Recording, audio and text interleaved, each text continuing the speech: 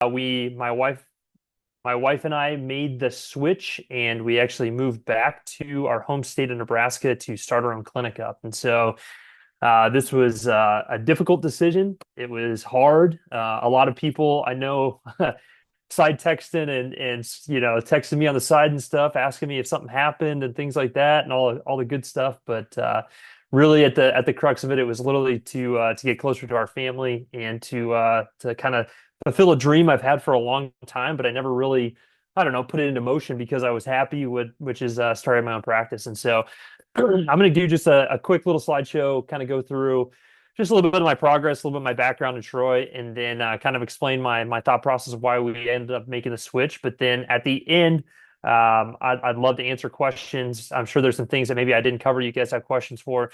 I'm a completely open book. I will never, if I don't know the answer, I'll tell you, or if I don't feel comfortable, I'll tell you. But everything is on the table. So anything you guys have questions about, I'm more than happy to answer those.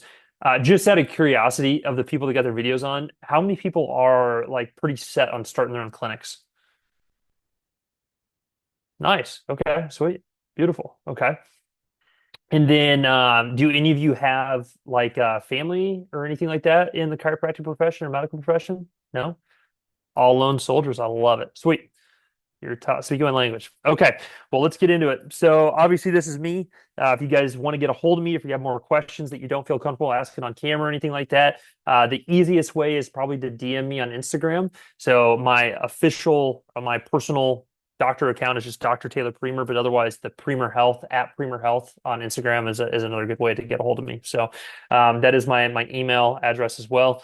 I'm going to kind of talk a little bit of clinical stuff, but I'm a CERT MDT, and then I'm sorry, 2 years ago now, I finished my DNS practitioner in Prague, which I highly suggest. But we'll talk about some of that. So this is me. So this is my wife. Her name is actually also Taylor.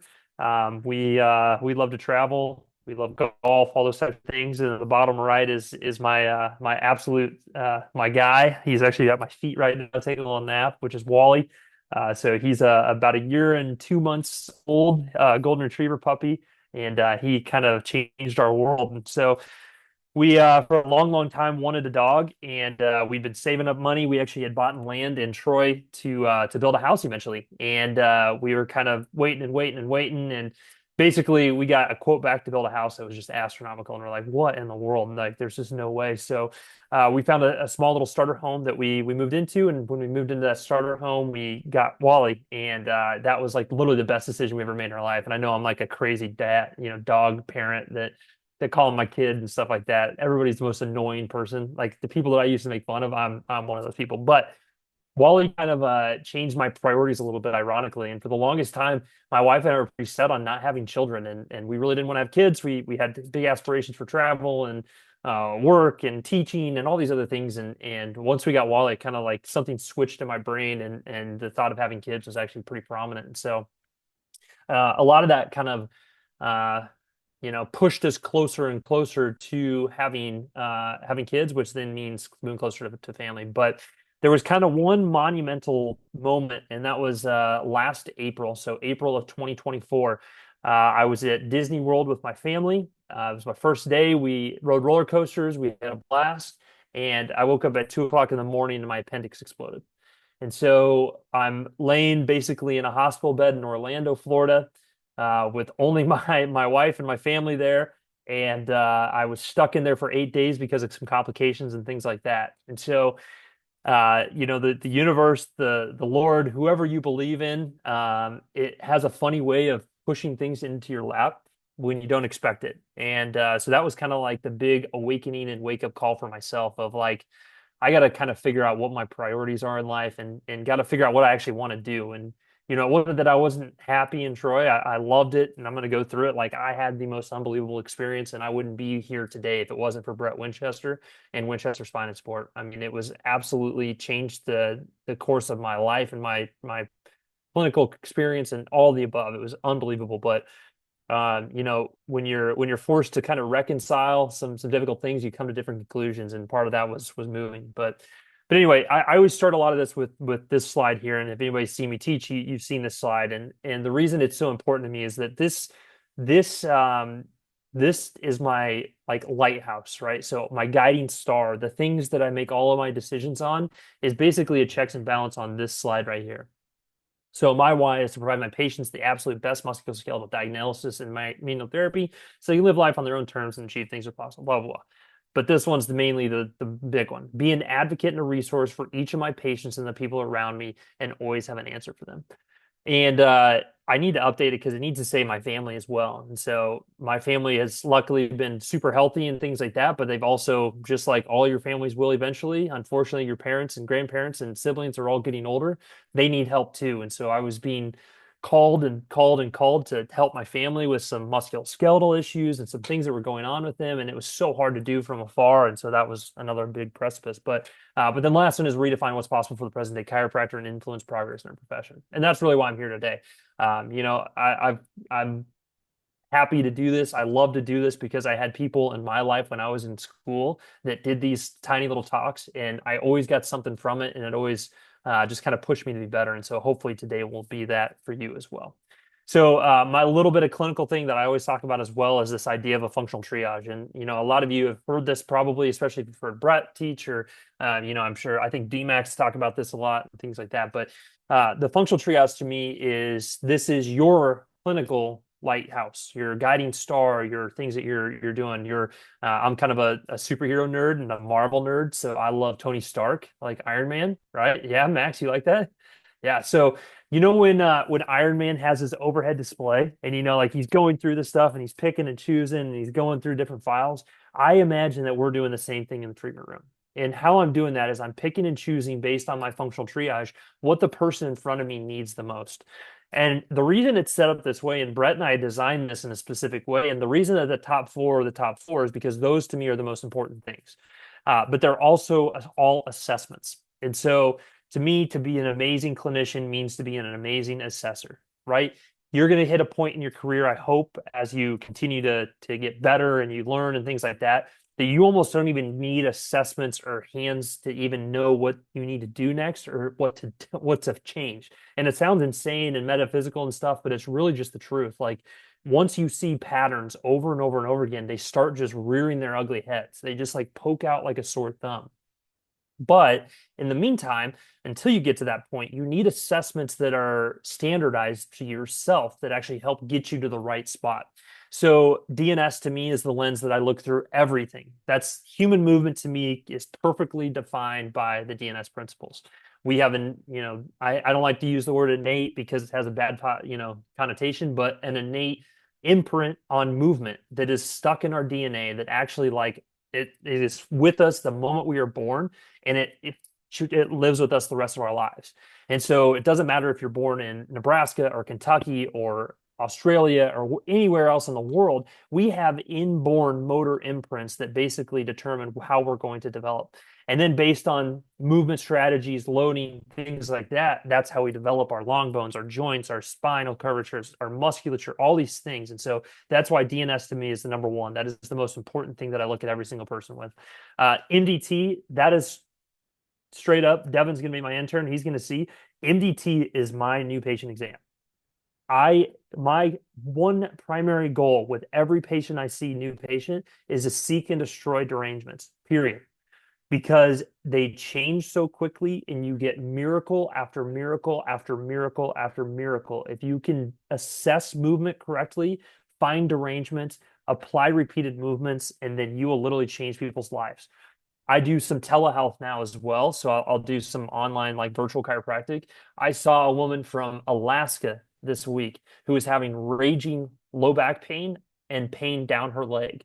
We were able to find her directional preference, abolish her leg symptoms, and now she's like 75% better since I saw her on Monday. I didn't lay a single hand on her. All I did was watch her move. We applied the principles of MDT, and now she's like 75% better. Okay. She's in a remote area in Alaska. She can't go see someone to swing kettlebells or to get adjusted or do manual therapy or anything like that. And so, this is a huge, huge tool, and I highly suggest it. 3 is my base. That is MPI. For me, MPI is what turned me in the clinician I am. It allowed me to meet Brett Winchester, Corey Campbell, every person that you look up to in the world, I learned through Motion Palpation Institute. And so I'm an absolute homer for that. And I also think, like, especially when I'm talking to the R2P family, you guys are amazing at rehab and movement and stuff, but sometimes the manual therapy skills fall through the cracks. I know it's not cool to walk in and adjust people, but I'm telling you, if you can't deliver a good adjustment or it can be a good manipulator, people will find someone that can. So then you'll lose out on patients that will be on board for all the cool, amazing therapies that you know and can do on the back end.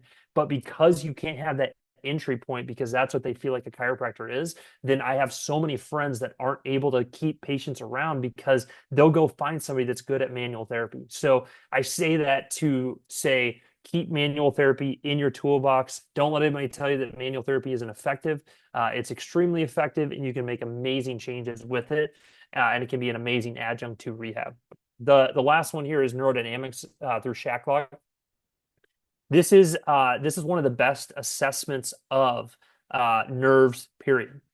However, it's not a huge treatment standpoint in my practice. I went all in, balls to the walls for an entire year on neurodynamics. I mean, I think we spent an entire month and a half once it was done in 2023 with Michael Shacklock. I mean, unbelievable experience.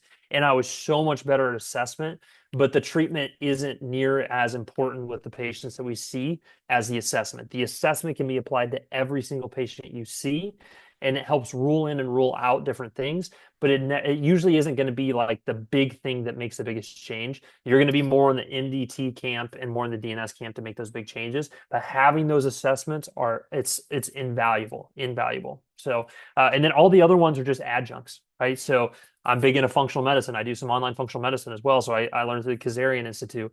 I still do some SFMA, a little bit of top tier stuff here and there. I still do ART. I dry needle. I use all the things from Tom Michaud and human locomotion. I love BFR. The one in the middle, the factor, the FTMI, that is a guy, Greg Dorr. He's from New Jersey. And Greg, to me, he was one of the founders of Factor, which is the scraping or the instrument-assisted soft tissue. But also the FTMI, which is the taping, functional taping for musculoskeletal injuries. And so those that have seen me in practice or shadowed me, I know Eddie has, that taping is a huge component of what I do. And that's one of the reasons that I was so effective and got in with high school athletes, which we'll talk about in a little bit. And then World of Hurt is another kind of lens that I look through of how I talk to my patients, how I explain pain, how I do those types of things. And then I have a huge fascial manipulation through Stecco background as well. So again, the top four are my most important. People ask me all the time, what seminar should I take? Where should I go? I always say to start with the top four. Start with the top four, get your principles down, and then you can always add in the adjunct ones in to kind of round yourself out. But the top four to me are the most important. And the other thing too is this functional triage is different for me. Richard's going to have a different one. Devin's going to have a different one. Like all you guys are going to have different, triages, but they all should be going towards the same point. It should just give you your tool bag to be able to pull from for each patient. So you have something for everyone. Okay. So let's go to the beginning. I am try 8. I get a random phone call. It's a Thursday night, which means that we're out at the Mexican restaurant in Kansas City, El Potrero, drinking margaritas. And I get a random phone call from Brett Winchester. And I say, that's weird. He's never called me before in my life. I wonder why he's calling me. I pick up the phone. Hello. Say, hey, stud, you know how Brett is. Hey, stud, what are you doing? And I was like, oh, just, studying, which is a complete lie. He's like, well, I've gotten to know you and I really appreciate you and blah, blah, blah. And I want you to work at Winchester Spine Sport. I want you to move to Troy. And I was like, holy smokes, like what an opportunity, And so I mulled it over with my wife. We went and visited. We stayed at his house for a couple of days. And finally I was like, okay, like I'm in. This is the place for me. So I did my internship, tried 9 and 10 there. And I fell in love. I mean, it was absolutely the place for me. I had the most fun experience I can ever say. And with that, I got to work with 3 local high schools. The one on the left, which is the Trojans, that's the biggest one that I worked with. That is a Class 6 school right in Troy. So they have Troy is a city of 13,000 people, but it has a Class 6 school. So it's actually like the 5th biggest high school in Missouri, which is kind of crazy to think about. But it was unbelievable. So we employed the trainer there, Brandon, and I was there once a week helping him through patients. And so, people always ask me all the time, well, like, I want to start working with high school athletes. Where do I start? And honestly, where I started is I worked with Brandon for an entire year almost before I even touched a patient. I just went into the locker room, into the treatment room. I sat there with him. I watched him screw up case after case after case. I didn't say a damn thing. I just got to know him, became good friends with him, and then he slowly started to ask my opinion. And so then from there, we built a really, really cool system. And him and I worked together. I worked sidelines for football games and basketball, all sorts of stuff. Um, Not too long after I started working with Troy, I started working with Silex, and Silex was the exact opposite. That was a class one school. They had no trainer. They didn't have anybody calling them. They had barely a school nurse that was there once a week. And so when I would go there, I was going there once every 2 weeks and spending 2 hours. I would treat everyone from the athletes to the teachers to the janitor. I mean, you name it, I treated them. That's a cute little son there, Brandon. Is that yours? Nice. So anyway, so I treated everybody, and it was an unbelievable experience in triaging because I didn't have time like I had at Troy. I had maybe 2 minutes because I had a line of 30 people. So I would see 30 or 40 students in the matter of an hour and a half or two, and I had to create diagnosis. I had to decide in my mind, do they need imaging? Can they play? What do they need to happen? And so that's how I built my practice, is I literally would see those 30 people and I would call every single one of those parents on my way back to Troy and tell them what I found, tell them what I thought I could do for them. And I would say I had like 75% of them would actually schedule an appointment with me that week. And so, but it was hard work. It was showing up. It was unpaid. It was doing things that were, again, not very fun. Like, it was a grind. Some of my early interns will tell you, like, we would go there when I had interns, we would see up to like 50 or 60 people in a day. I mean, it was crazy, crazy, crazy. And so we were running a high volume orthopedic practice, as crazy as it sounds, but it was an absolute blast. And then towards the end, before I left Troy, I was working with another high school, Winfield, which is about class 3. So at that point, my schedule was probably 60 to 70% high school athletes, which was absolutely a blast. I mean, it was so much fun. It's one of the most underserved populations and one of the most rewarding populations that I can ever even tell you. And so, I got to work with all sorts of cool people. This is Landry. She started with me the week I started in Troy. She was a seventh grader, 7, 8. Yeah, she was a seventh grader, and she actually just got. She's going to Mizzou for a full ride soccer scholarship, but unfortunately, she tore her ACL last summer. So I'll take that one on. But I got to talk to the kids and the coaches every single year at Troy, which is an absolute blast. Through my work with the high school athletes, I got named Citizen of the Year at the Elks Lodge. And so these are a bunch of my athletes that came and nominated me. And so I show you all this not to brag, but to tell you that this is what it takes to grow a practice. Like, this is the hard work and the little things that it takes to grow a practice to be successful, especially if you want to treat athletes, which I'm guessing each and every one of you want to, right? Yeah. Yeah, I assume. So, but it takes showing up. Like, the reason that these kids are here is because I would come in on Sundays for them. I would go in early. I would go to the high school and train them for free. I was there on the sidelines. I was uh, LeBron, the guy all the way on the left with the dreadlocks. His parents had zero money. He was borderline homeless his entire high school career. And so I traded him for free the entire time, literally for 4 years. And he got a scholarship. He's playing football at a small school in Missouri now. And he sounds like he's going to go to chiropractic school too. So, like, those are the rewarding things that you're able to do if you kind of pour your heart into the community and into this things. But it also brings me to kind of my next point of, like, finding your niche, like finding the person that you want to see. Because early on, what I did is I was very, I don't know, nonchalant about it. And I just wanted to treat everybody. And in reality, I wanted to treat high school athletes because that was the thing that really lit me up all the time. So find your niche, stick to it, market to it. Through the time, Brett and I created the Gestalt Education podcast and the Gestalt Education show. All these episodes are still live. I highly suggest you going back through and listening to them. We did this for basically 5 straight years, and it was literally the most fun time I ever had in my life. We spent 3 days in a cabin in the woods with Greg Cook. We flew out to San Diego to see Michael Gervais, who works with all the Red Bull athletes.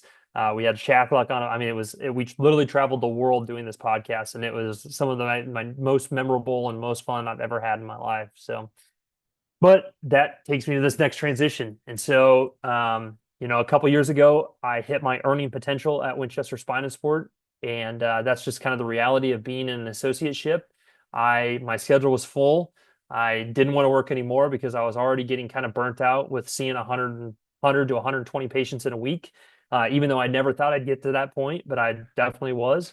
And it was time. I wanted to make more money so that I could support my family and grow a family. And then I also wanted to get closer to home to my parents and my family. And so we took the jump and we started Premer Health and Performance. And I say we because my wife is the CFO, the CEO, the COO, the chief marketing, literally every single thing. She also has another job on top of that, and so she's pulling double duty right now while I can just see patients and market. And so she is literally the rock. And I always say like the one decision you have to get right in your life is your spouse.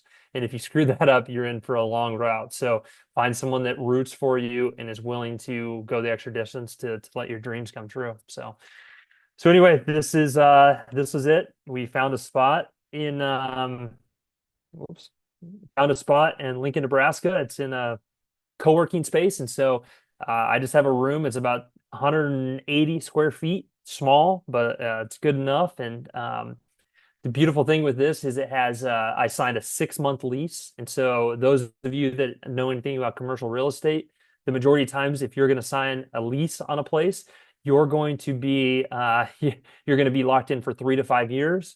You're going to have to pay what's called triple net, which means you're paying the property taxes, you're paying the heating and cooling, the electricity, all that kind of stuff. I chose this Arrive co-working space that has a medical wing in it or a wellness wing because I don't have to pay triple net. My rent is crazy cheap and I can leave basically whenever. So I have a 6 month lease that I can continue to auto renew. And so it was literally the perfect spot for us to get started. So this is what it looked like initially. And then we got the signage up, we got the air bike in there, and then this is kind of the office. So if you've been following me on social media, you know that I'm very much bought into this workout device called Tonal. And so Tonal to me has completely reshaped my vision on working out, on health, on strength, and things like that. And so we had a gym at Winchester Spine and Sport, but I never, even as good of our trainers were, I never felt 100% comfortable getting people in there when I thought they should be. And there's a couple different reasons for it. One, I just, it's so hard to standardize what a trainer's eye looks like versus what your eye looks like. And so if you have someone that's coming back from an acute disc herniation of the lumbar spine and you want them to, start working out and to start loading, it's hard to just blindly trust. And so there are a couple of different things that Tonal fixed for me. The majority of time, people re-injure themselves by either picking the weights up off the ground or putting them on the ground. The cool thing with Tonal is digital weight. That means that when you press the button, the weight turns on. When you press the button off, the weight turns off. So to me, it uses the same magnets that Tesla's used to stop, and it can go all the way up to like 350 pounds. And so, but it goes by 1 pound increments.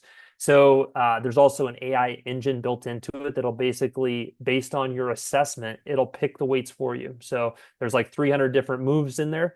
You do 4 movements that then standardize the weight across all the other movements, and then it will pick the weight for your patient. So you never have to trust your trainer to, pick the wrong weight or to pick something that's too light or too heavy or anything in between. And so it fixed a lot of things for me. And so one of my good friends, Jake Alec, which if you're not following him, you definitely should, Alec Pain to Performance. He created a gym with tonals. And so he does small group based fitness that includes a tonal.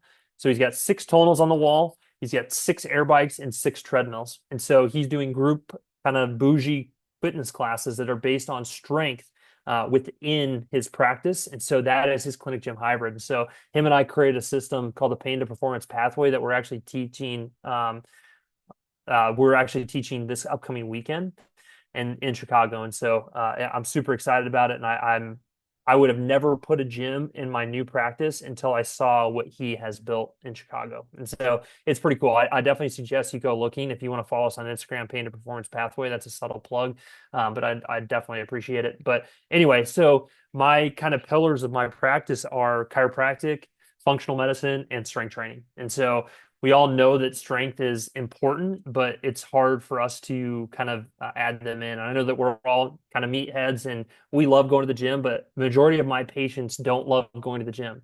They're either people that have never worked out before, that are afraid to start, that walk into an Anytime Fitness and have no idea what the hell to do or no idea what to choose, what weights, any of those things. And so this allows me to kind of control the variables a little bit more and to make sure that we can, have things set up in a safe and effective way to build strength for longevity, because that is what the research shows us. Strength is the number one predictor of longevity. So that was a big long rant, but anyways, then we kind of keep progressing. So we do a little dry needling in the clinic.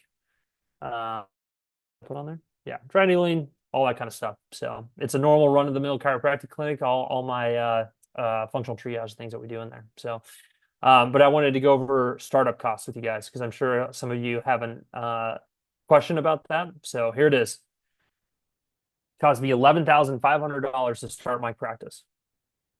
So just with your hands, thumb up or thumb down, was that more or less than you thought? Less, right? Way less. Okay. So, and the reason I share this is that to me, um, this makes the most sense to start. Okay. We all think that people are going to pour into our office. And I had a booming practice in Troy. And, like I said, I was seeing 120 people in a week, but I moved into a town that I know some people, but not that many people. I'm brand new. And so my number one priority was keeping my overhead small, but still having the space that I could effectively treat and manage every condition necessary.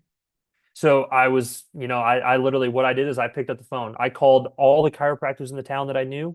I asked them what they would do. Hey, you have these big clinics. If you, were just starting out, who would you call? Who would you talk to? And I came upon like I said, co-working space called Arrive that had a wellness wing within it, and the rest is kind of history. But the worst thing you can do when you enter your town is to think that every single chiropractor or physical therapist or trainer is competition. And that's the terrible mindset to get into. There's plenty of people that need our services. And if you're really, really good, you will always rise to the top, right? But it's not, yeah, you want to be friendly with all of them because ironically, one of my best referral sources is actually another chiropractor in town. She does pregnancy and pediatrics. She loves to manipulate. She doesn't love to do rehab or anything like that. And so she sent me pelvic floor rehab. She sent me postpartum. She sent me babies with like developmental delays. She sent me athletes, the parent, everybody. Like she has sent me a ton of people. But that is just having good connections and being friendly with the other providers in the network. The other thing too is like she's keyed me into primary cares I can use and orthopedists and all those types of things. So I highly, highly suggest just starting the conversation. And if they're not willing to, then that's not a person that you want to associate with. But majority of them are going to be willing to sit down with you and talk. And the question I always ask is, what would you have done differently? When you started out, what are some things that you would have done differently? Most common is I wouldn't spend a bunch of money on marketing, right? I wouldn't spend $10,000 on a website. I wouldn't pay someone to do social media for me. Like little things like that. They seem like they make a lot of sense, but usually the return is not there right away. And so when you invest all this money into marketing, yeah, it's great. Marketing's good, but marketing is like gardening. So every time you post on social media or every time you go to an event or you send an email, it's like planting a seed in the ground. Then it's up to you to nurture it, to water it, to fertilize it, to pick the weeds, to make the pests stay away from it, all those different things in order for that person to actually convert. But just because I put something on social media does not mean I'm going to get a patient from it. Majority of time, I haven't, I'll put it this way, I haven't gotten a single patient from social media yet, and I've been going since June. So it's still early, but just to give you an example, it's more about just getting my name out there and having a little bit more of a following. That way, when people do go decide to spend money with you, that they'll look you up and see, oh yeah, he's been posting, he's got quite a bit of followers, he must be trustworthy. So cool. So, like I said, I kept my overhead very, very small. My table was my table and the tonal were my two biggest investments. Those things are just 100%. It's great for me too. The tonal, I make money on it because I do one-on-one training sessions, but I also get a place to work out in my office. So it's a win-win situation for me. So I'm one of those people. I don't love to go to the gym and talk to people and do socialize and stuff. If you are, that's great. It's a great place to get patients. That's just not who I am. I just don't thrive in those situations. I'm a guy, I want to go in, put my headphones in, get my 30 to 45-minute workout done and get the hell out of there. That's just who I am. So if you're different, by all means, get a gym membership because it'll definitely pay off. So, okay. Is there any questions right now on my startup costs? Do you guys have any questions on what that prices look like, or maybe do you have questions on the things I left out or anything along those lines? You don't have to. I was just throwing it up and everybody does.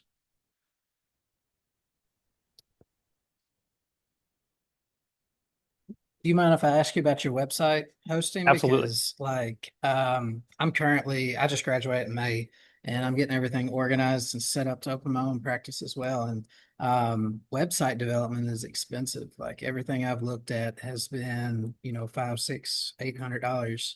So I was just Hmm. curious what Honestly, platform you're using. that's pretty good. So mine is through Squarespace. Okay. So I just had the basic package through Squarespace. I'm lucky my wife knows how to design websites, and so she did that for me. Okay. But I always just say, like, if you have someone that's guaranteeing you SEO feedback and they're charging you five, six, $7,000, it's too much. Yeah. It's too much. Too much. As good as AI is right now, you could probably do it through AI. You could do it yourself. And honestly, Squarespace is pretty damn easy. And we just used a regular template, but then just picked our brand coloring and put it in there. We paid a little bit. I traded services with a photographer to take some of my pictures in for the website and social media. So, but really, what you need is you could just have a one single scroll website that, as long as it has the information on there, and then you can do what's called hidden pages to help your SEO. So even if you just had one page that was literally just all text, that was all SEO keywords that you could get from ChatGPT, like that's how we got all of our SEO keywords. Is we said, here's who I am, here's what I do, here's my ideal clients. Make me an SEO hidden page for my website, and boop, boop, boop, Cool. boop, boop, there it was. Copy Awesome. paste. Yep. Appreciate that. So, but I highly suggest Squarespace over like WordPress or any of those other ones, because Squarespace owns all of their plugins. This might be over you guys' head, but what a plugin is what makes your website look how it is. It makes the transitions, the pictures, the videos, and stuff like that. So if you use a company like WordPress, it's the most customizable on the planet, but they don't own any of their plugins. It's all third party. So if that third party shuts down or doesn't renew that plugin, then your website goes down. So that's a major, major issue. So it's worth it to pay a little bit extra. To me, Squarespace is the best one on the market. It's the easiest one to change, and they're good with SEO and stuff like that, and they can help you with your domain listing and things like that. There's some chats. The free website guys are also another option. Use it for my personal training. There you go. Love it. Crazy high recommendation for people in Palmer.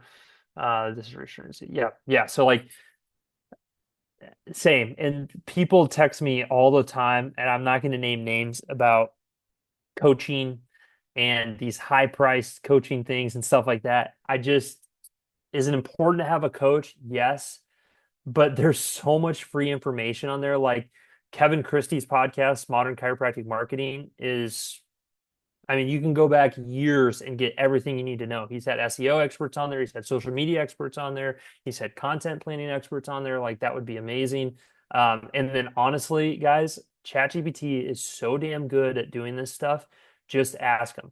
One of the things we did is, my wife's a marketing expert. Like that's what she does, but she's running her own business and stuff. And so we literally plugged in everything about me, everything about my practice, who I want to see.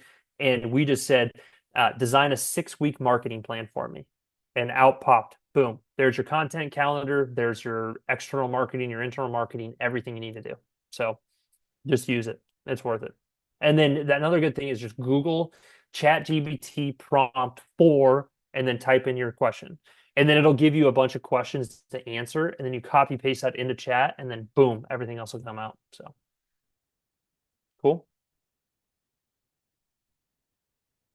Good to go.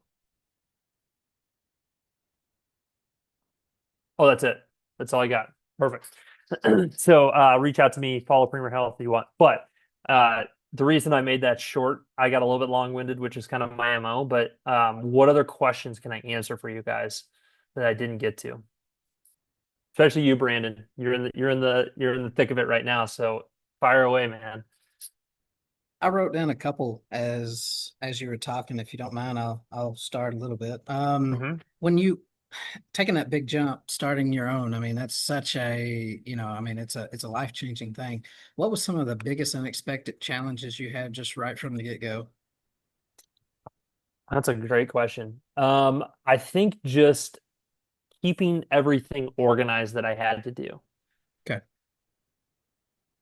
Getting licensure turned over, malpractice turned over, liability insurance, Medicare non-par, finding a space, paying, shelling out $10,000. Like I still spent 10 grand, Hmm. So like all of those things was difficult. So I think finding whatever system you can create within yourself to keep yourself organized is really, really important. I'm lucky, like I said, I have my wife that we use a thing called ClickUp, and it's like a task management software Yeah, I've that seen it. that's how we organize all of our social media stuff, and she gives me tasks to do on that.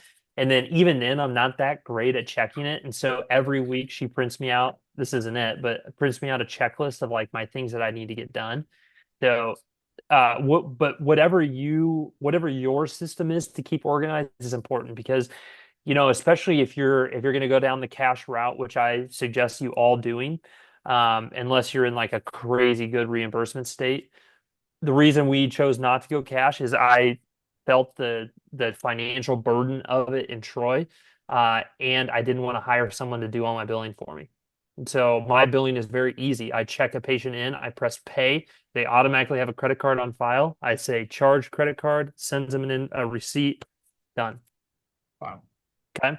So, but if you're going cash, then, like having kind of your ducks in a row to be able to follow up with people. Because to me, if you're going to go cash and have a little bit higher price point, then making it feel like a concierge service is important. Having touch points, like we have a spare cell phone that has our clinic number that all we do is text patients. So like text them after I see them. I text them regularly, like just continually whatever we can do to make it easy on them. Send them a card every single time that they like for birthdays and then after their new patient exam, stuff like that. So I think the organization was the hardest part for me to answer my long-winded answer for you. Awesome.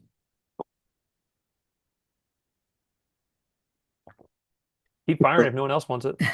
So So regard, along with that, oh, go ahead, brother. oh, all right. So like what was your whole time frame with setting it up? Like whenever you made the decision, how long did it take you to get kind of everything in place before you could start seeing patients? So I made the decision in February, but I stayed on until June. And so I moved back to Lincoln in June. I already had my space that first week. I signed the lease that first week I moved back to Lincoln, and then I started seeing patients the last week in June. So it was about a month turnaround for me. Granted, I already kind of knew what table I wanted because I'd already been using one. I knew what supplies I needed because I'd been treating patients. Um, Trying to think my other things. My malpractice was pretty easy to transfer over because it was already done. I did my liability insurance through NCMIC, which was a breeze. I was literally on the phone for a half an hour and I switched over my malpractice and I got my own liability insurance through them. I definitely suggest them. Are they more expensive? Yes, but the ease and the customer service is unbelievable, and that's all they do is chiropractic. So like they are very on top of things and have an amazing track record. God forbid you didn't have to use them for litigation or anything like that. So about a month, but I would give yourself, 60 days, something like that. So also, thank you so much, Taylor, for coming on. Like it's always such a blessing to even hear from you. But I'm sad I'm gonna miss you in Troy, buddy. You're dude, gonna I have a great I know. know. You're I gonna know. have a great experience. As soon as I got the preceptor and everything like dialed in, it's like, oh yeah, Taylor's not gonna be there. I'm like, ah. Anyways, in regards to cash, so taking in cash, Hmm. having like that concierge service is huge. Hmm. But because I know like some clinics they'll do, let's say like 100 something dollars for a new patient exam, Hmm. but then like a daily would be $60 or $80, and $80 is like everything is included. So it's like 20-minute visit, but dry needling, whatever else. Would you, let's say like, so you take insurance, what add-ons do you have? Because you mentioned like there's also like kind of one-on-one training and stuff, but like acupuncture, things like that. You can still see my screen, right? Oh, yeah. Technically, I can't tell you my pricing, but it's on my website, so I can just show you. Okay, so I'm going to show you everything that we do. All right. So when I was in Troy, yes, we were 99% insurance. And so we would take the rates, but then we had add-on services, which is what you're talking about. Dry needling, taping, laser, shockwave, BFR, things like that. Those are all just add-on services. So they would pay their copay, but then they would also have a cash service on top of that. For me, I just include everything in. So if you want to go chiropractics, this is all Jane, by the way. So this is the Jane like online booking. It's super, super convenient. So if you want to do chiropractic with me, this is my new patient. For 30 minutes, it includes everything. This is my return for 15 minutes. It includes everything. There's no add-ons. So everything's included. If I dry needle, if I scrape, if I tape, stuff like that. Now, eventually, I want to buy a shockwave machine. When I buy the shockwave machine, that will be an additional charge. I don't know what that's going to be yet, but more than likely somewhere between $15 and $20 add-on on top of that already charge. Okay. I kind of how I set my pricing is this is what my hourly rate wants to be. I think your goal should be to make $300 an hour. I think that that's a professional income. I think that that is a doctor income for you to make $300 an hour. How I did that? Well, I want to see patients at 15 minutes. What's 300 divided by 4? 75. Okay. So there's no hidden fee. And then what I tacked on a little bit extra for my new patient exams, just because that usually entails a little bit more time behind the scenes. And then if you do a new patient virtual visit with me, that's going to take a little bit more. And so there's a higher price point with that as well.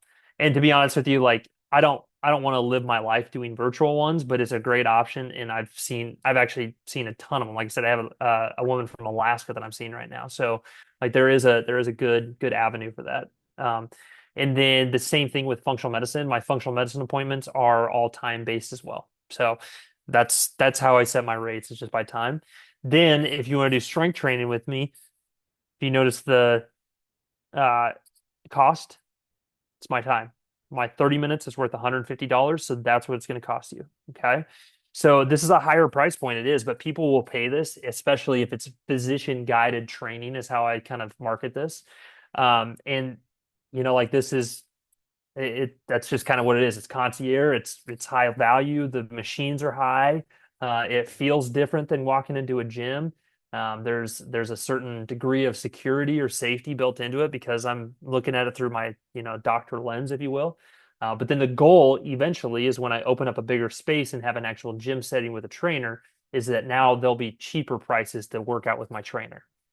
This makes sure that if they want to see me, that's fine, but they're going to have to pay a higher price for it because it's taken away from my chiropractic, which is where I make all my money.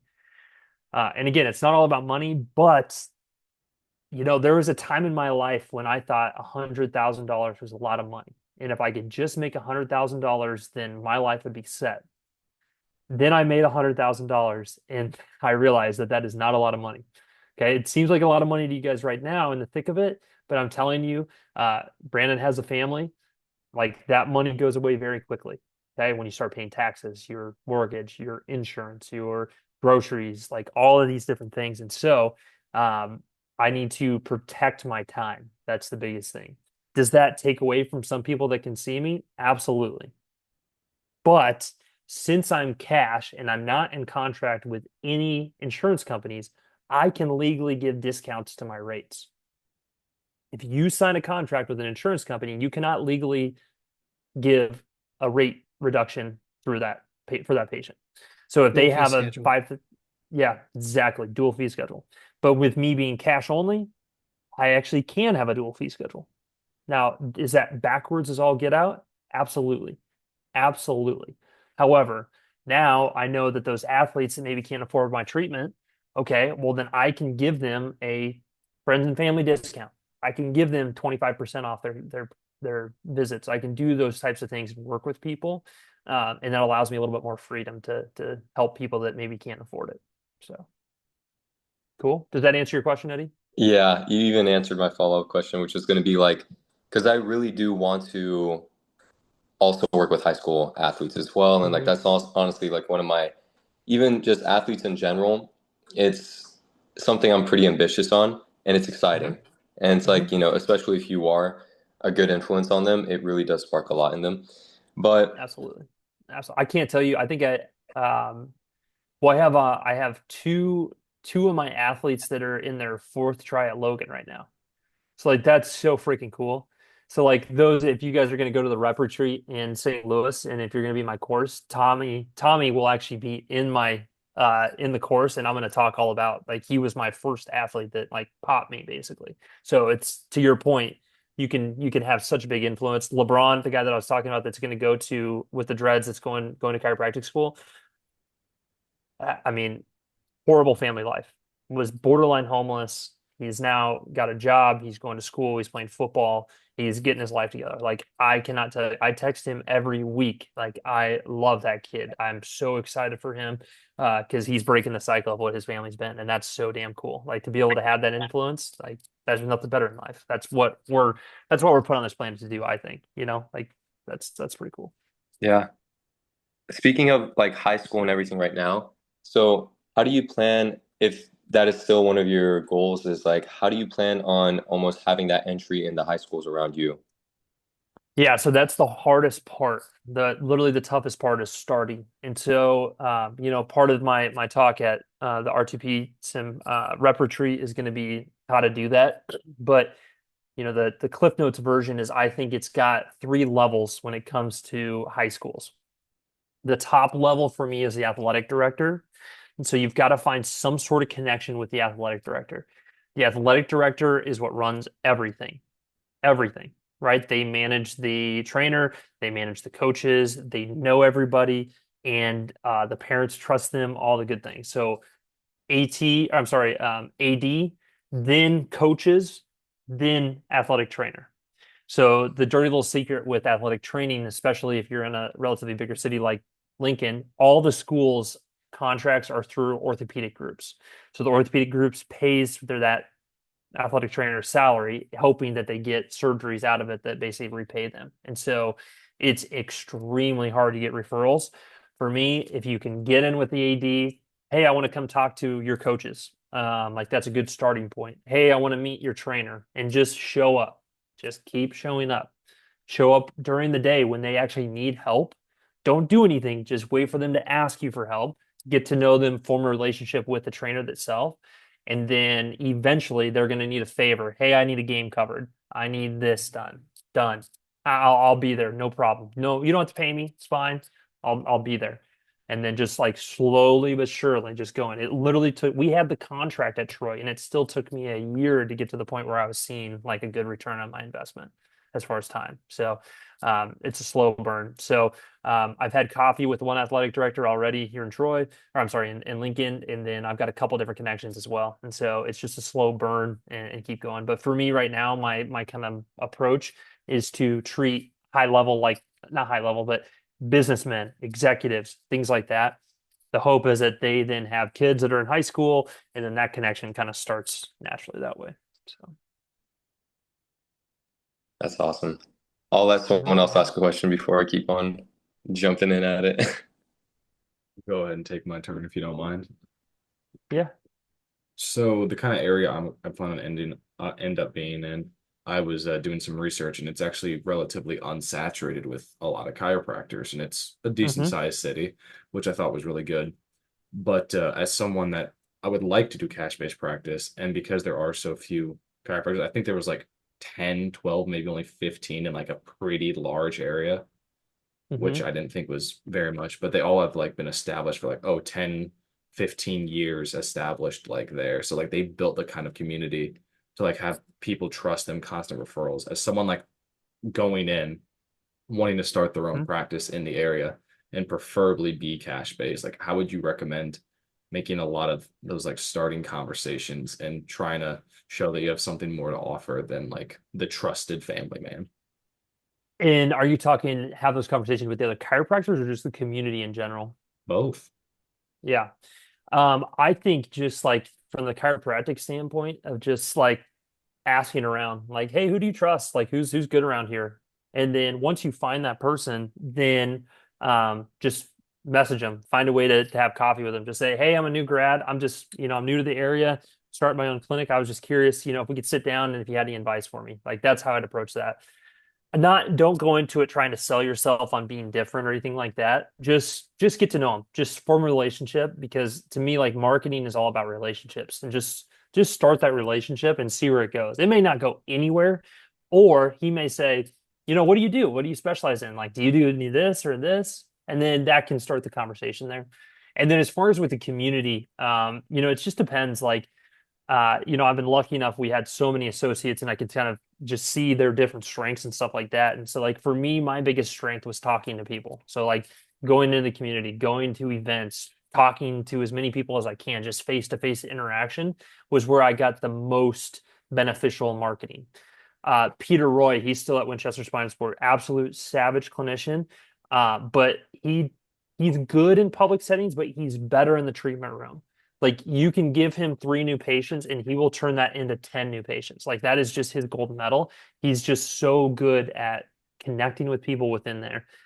Taylor Martin, she was unbelievable at the connection with the patients, but then also like she would like turn them into family members. So like every patient she saw would just like she would just literally just you're part of my family now. Like you're not getting away from me. Like we're connected forever. And but not in like a pushy way, just in a it's like when your aunt comes to town, like it's just that's who she was. And so everybody has their different strengths. And so I think a really good way to go about it is just to like sit with yourself and really get to like think about like how have you made your best friends? Like what are those connections been? Did you just meet them randomly on the street? Did you learn like, connect with them through a friend, through a family? Did you have something in common? And then like use that template to then start marketing from outside of there. So like really be honest with yourself. If you're a shitty communicator, okay, well, like maybe going out to public isn't the perfect way. Maybe I need to practice. And that's where like, social media would be a good way to start because it forces you to practice rehearsing, talking about different things. And so when I started in Troy, I wasn't an amazing communicator. And so I did a live video every single Tuesday. I called it Tuesdays with Taylor. And that forced me, and I did it live specifically because that forced me to be able to think on my feet and to be able to communicate specifically without having a rehearsed thing to kind of go off of. And if I screwed up, it was out there and there's nothing I can do about it. So, like little things like that, I think of getting like honest with where your strengths are will go really, really good for you marketing wise. Thank you. Mhm.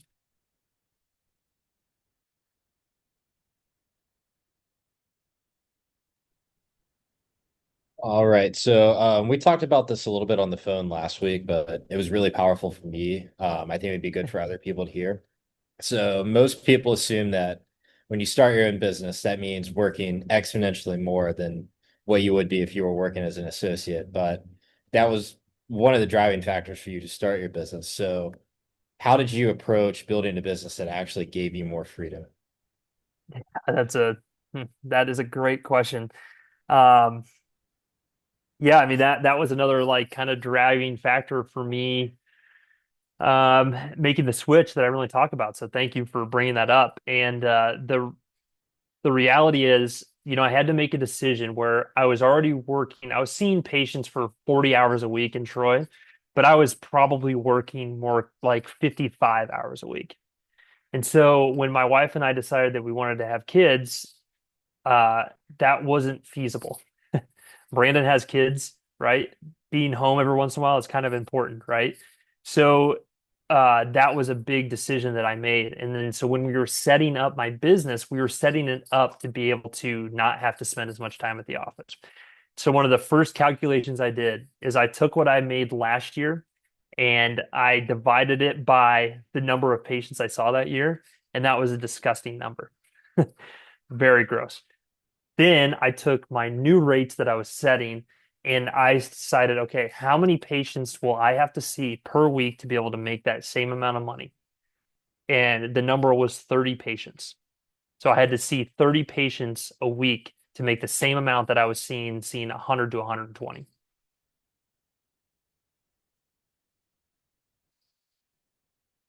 Kind of crazy, right? That's kind of a mic drop moment. So that was very eye-opening. And so whenever I am talking to any of my friends about, you can see my pup there in the back. Whenever I'm talking to my friends about starting a business or to start doing this cash base, and that's one of the first things I talk about is like, like you got to figure out where your hourly rate is and things like that. And so yes, my plan is to not work as much. And so doesn't mean I'm not going to work. I mean, I'm still grinding and I'm working long hours trying to get this all set up right now. However, I'm doing it on my own terms. And then the other benefit too is all this work that I'm doing, any benefit that I get from it is mine. Yes, I have to pay taxes on it. I have overhead. I have all these other things, but I'm keeping that for me. So then it's up to me to decide how to reinvest that, where to put the profits and stuff like that. So,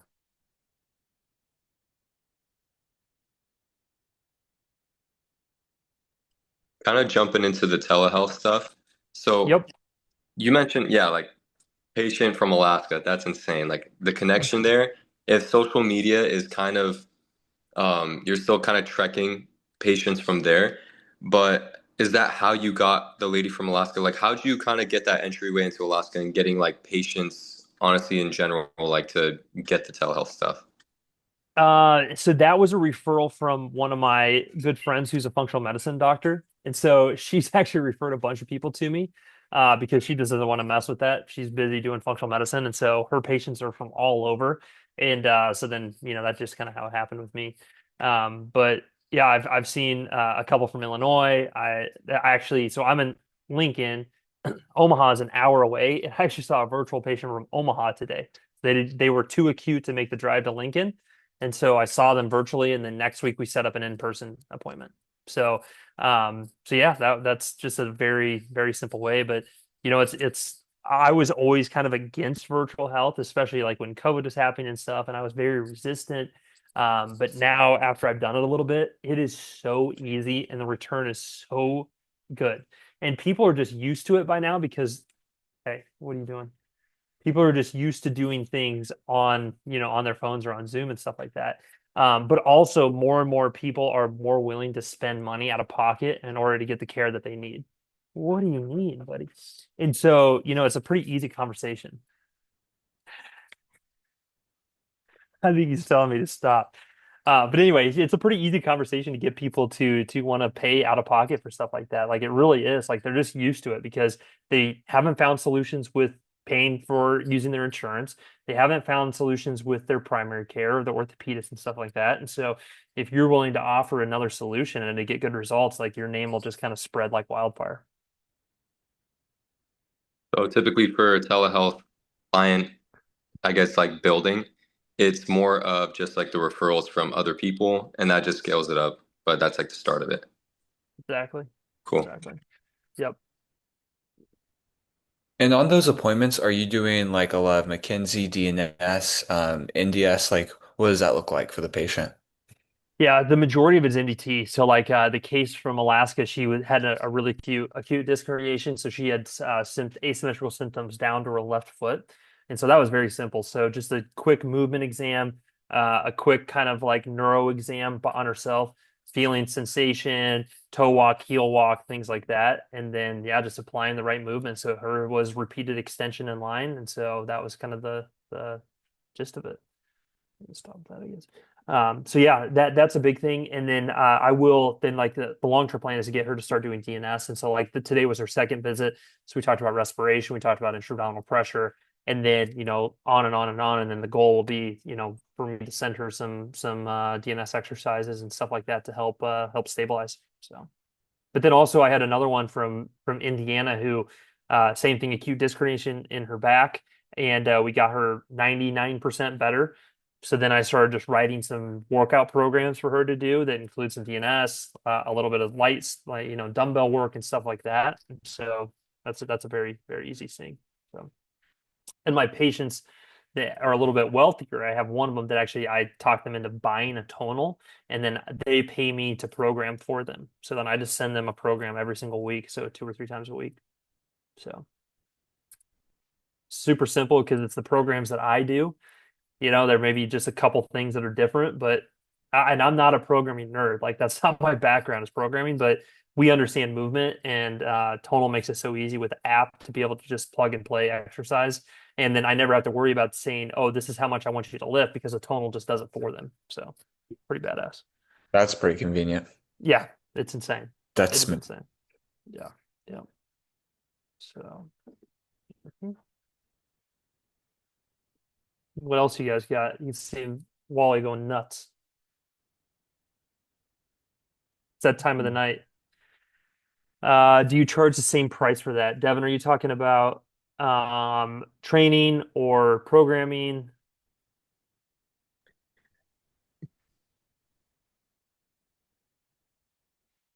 Programming, I just charge them one visit a week. So then we just hop on a quick call and I go over the program for the week and then call it a day. So one thing I started doing, maybe this would go back to, I just kind of thought of it back to Eddie's question.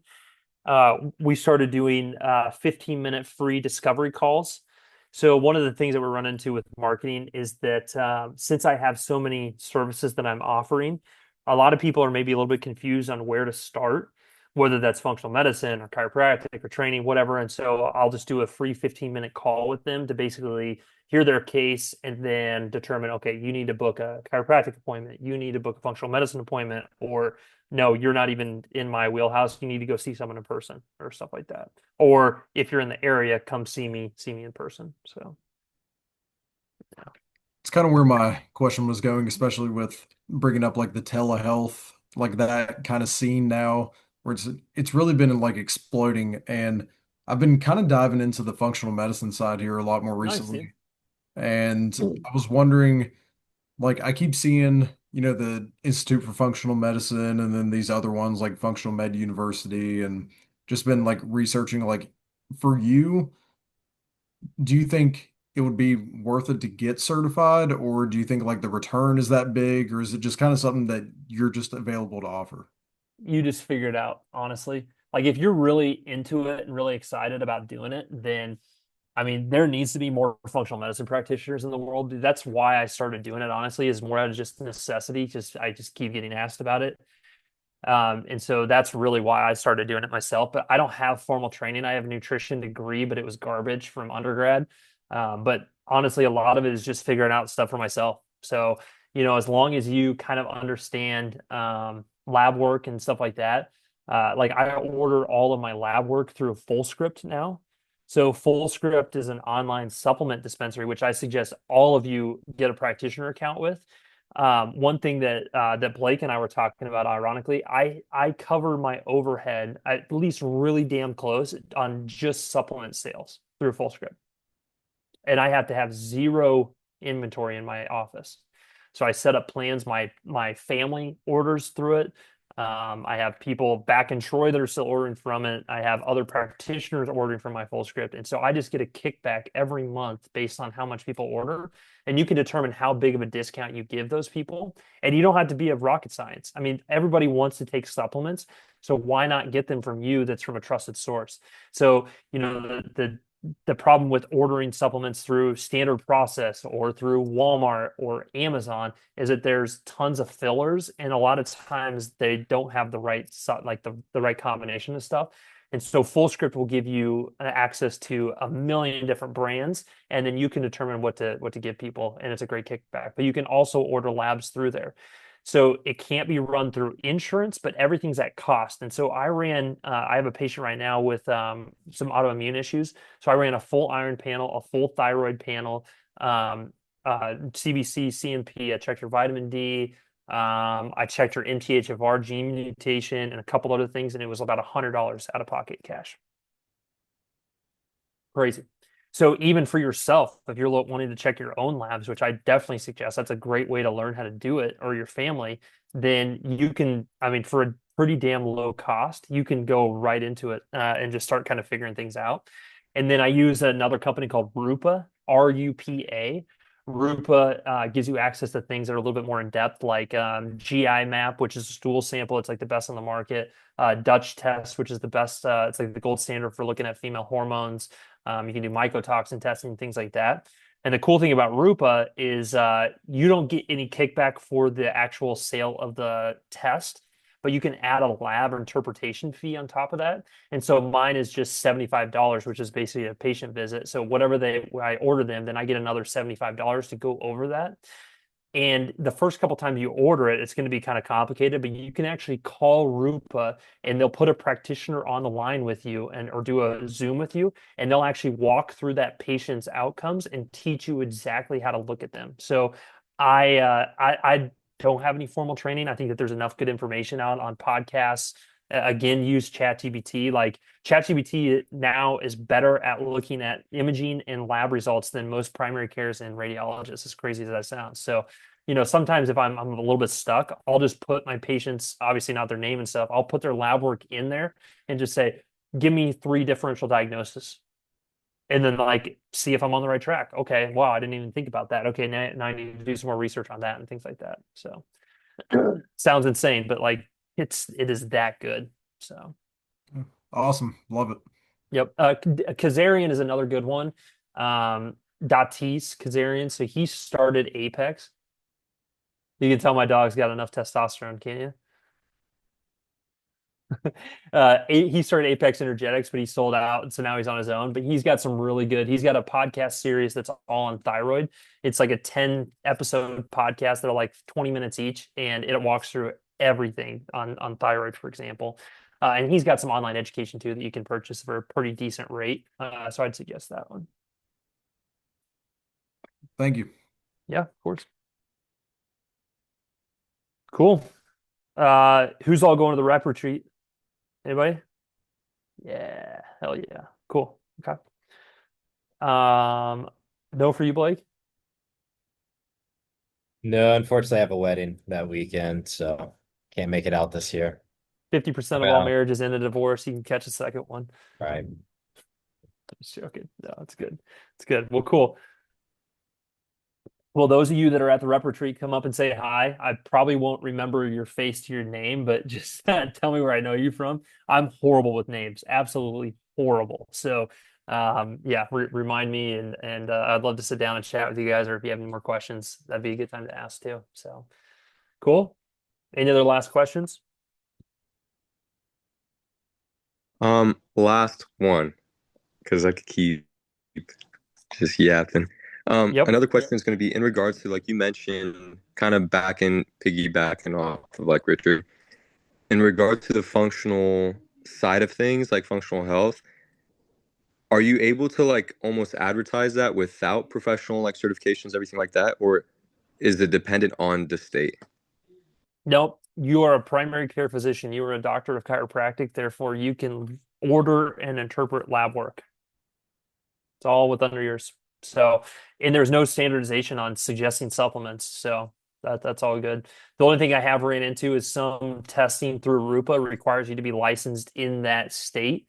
But there's some workarounds for that too. But no, it's all under your, just like, everybody's afraid to order imaging, but that is 100% within your license.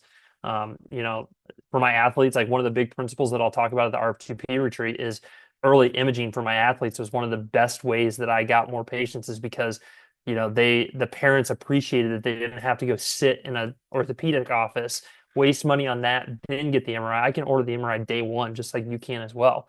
All you need is a good relationship with the imaging center that's in your city. You call them and say, hey, I'm a chiropractor. I'm going to be seeing athletes and I'm going to be ordering advanced imaging. And they'll say, oh, well, we'll send someone out next week. Do you like, Subway? They'll bring you food.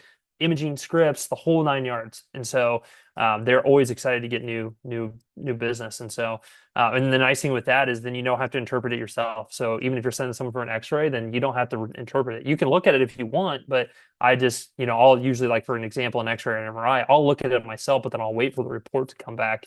And that's how I've taught myself how to read imaging, is just by looking at it, then looking at the report, and then looking back at it. And so like all those things are good. And same with, even if you are taking insurance, for example, and your patients want to use insurance for lab work, then more than likely there's going to be a Quest or a LabCorp in your city. And same thing, you just call them and say that you want to order labs for them, and they'll send you a big packet of lab sheets that you can just fill out for your patients through there. So you don't make money on that, which again, that's not the end all be all. But if you're going to order a ton of labs, then I'd suggest going through a place like FullScript or Rupa or something like that. That way you can make a little bit on the back end. So, Okay. Something just came into mind. I'm so sorry. I don't So know. this is something that's been like kind of like coming up a lot frequently as I met a random podiatrist at like FedEx, just dropping a package off, Fine. and just like kind of like getting a contact, be able to shadow. Same thing with an anesthesiologist, a CRNA. That being said, professional physician building, like relationship wise, is huge. So same thing with like imaging centers. What other places or like physicians would you recommend like reaching out to like build a good relationship? So I have a different opinion than that, actually, Eddie. I don't love physician referrals. And the reason I don't love physician referrals is because usually it's the worst cases, meaning it's someone that is a pain in their ass that they can't figure out and they just want to dump them off on someone else. Yep. And so it's not to say that there isn't good out there. I mean, uh, Jason Holm has built his entire practice around referrals and doing post-op rehab and stuff like that. I don't want to do that stuff. That's just not my thing. If I have an athlete that is under my care that has a major surgery, I'll always help out. But usually I'll wait for a couple months till I get through all the boring stuff that I'm not going to get paid for. And then I'll bring them in and start doing BFR and stuff like that. But if I had to say that there was professionals, honestly, insurance agents, real estate agents, the Chamber of Commerce, like people like that are more likely to send you better patients because they're going to send you their friends, their colleagues, their stuff like that. That to me has always paid way bigger dividends than trying to get into the primary care, because usually and now more than ever you're going to see it, especially the next couple of years. Primary cares are getting bought out by big hospital systems, and they all hate their lives now because they're being forced to hit certain numbers and certain standards, and they get penalized if they refer out of network. And when I say out of network, that's out of the hospital system. So it's extremely difficult. So if you were going to attack a primary care or an orthopedist or someone like that, or I say attack, but go after them, try to meet them, find someone that's independent, that's not in a hospital group. That would be my biggest suggestion. Dentists are a good pathway, especially if you can find someone that makes good devices, like a maxillary occlusion device or something like that for your TMJ patients. Those are usually good referrals. However, our dentist that we had a really good relationship with, he would refer us the worst patients, like the most difficult people that I could ever imagine, because they didn't respond to specific things like that. And usually they ended up being functional medicine patients. So I just caution you a little bit when you're kind of knocking on that door, because sometimes you're not going to love what you get, frankly. So cool. Okay, my voice is going and I got to pack. Yeah, thank you so much. Honestly, that you're a wealth of knowledge. So I just Absolutely. like abuse you and harass you with questions all the time when I see Eddie, you. I love you, buddy. If you didn't have a smile on your face all the time, I wouldn't answer half your questions. So I appreciate it about Golly. that bit. Okay, But thank you so much. my nickname in Troy was Dr. Smiley, and you're gonna have that same nickname wherever you go, Eddie. So that was always my nickname, and something in a good way. In a good way. So All right. Well, Richard, Blake, Max, all the reps, thank you guys for inviting me. I'm always more than welcome. If you want to have me back on, I can talk all day on these types of stuff. Or if you have a certain topic you want me to talk about, I'm more than happy to come back on. So, but I appreciate you guys very much. So, keep crushing school, shadow as much as you can, seminars, keep going to club, R2P and NPI specifically, and you guys will be great doctors. So. Thank you And so Brandon much. specifically, I know that you're kind of in the thick of it, buddy. So if you have any questions at all, especially once you're getting a little bit deeper into it, shoot me a DM. I'm more than happy to hop on a call with you specifically or anything like that. So Hey, I really appreciate that. You've had some awesome stuff here today. I've been following you for a long time, been watching all your good. progress. So Good. happy I for you appreciate too, because I know, just the little journey I've been in so far, man, it's entrepreneurship. It's a grind. it So, is. It is. but You gotta thank literally you. love you gotta love the suck, right? Absolutely. Absolutely. But hey, you said it right earlier though. You said you got to surround yourself with the right person. And I appreciate that. That's something that fortunately I have. And if anything I can kind of give out to these other guys, because I'm the old guy here, find you a good woman who's going to push you in everything you do, okay? Because you already Absolutely. said it and it's right. That's right. That's right. Thank you, And be a Taylor. cheer yeah, you got it. And to be a cheerleader, man. Stay on the side, wipe up your tears, That's right. kick you in the ass. We need to get back out there the whole 9 yards. So You got yeah, it, man. that's right. Appreciate you. It's been great. Yep. Awesome. All right, guys. Have a great day. Reach out if you need anything, guys, but we'll talk soon, okay? Thank you again. Have a good one. Thank you. Thank you. Awesome. Thank Thank you. you.